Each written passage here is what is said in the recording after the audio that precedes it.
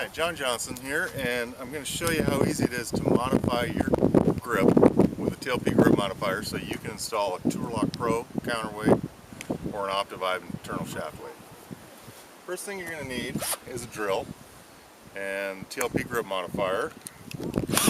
Tighten that in place, and you're going to insert it into the hole on the end of the grip. And we're going to cut two holes here. The first hole is a 1/2 inch hole, and the second hole is going to be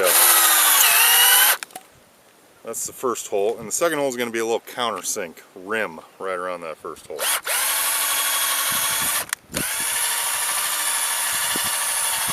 Key here is to go back and forth a couple times. And you kind of want to drill it down to that first line right there on that rim of that grip modifier. And this does get a little hot, so be careful. You want to maybe pull, you see this is what we just cut out of there. And so you can see there's a little gook and stuff on there. We got to clean, make sure that's nice and clean on the inside. I just like to use a little paper towel. Just make sure that, dip it in a little acetone if you want to, and make sure the inside of that's nice and clean. That looks pretty good.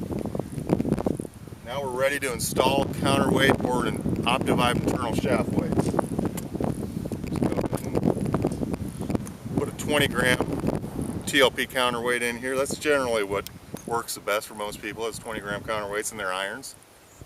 Some people like Opti-Vibes in there. Snug it right in there.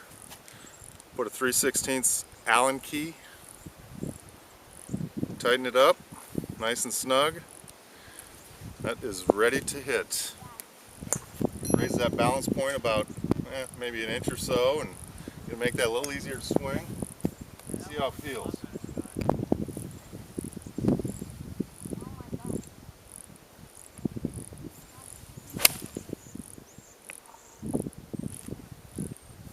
Feels really good.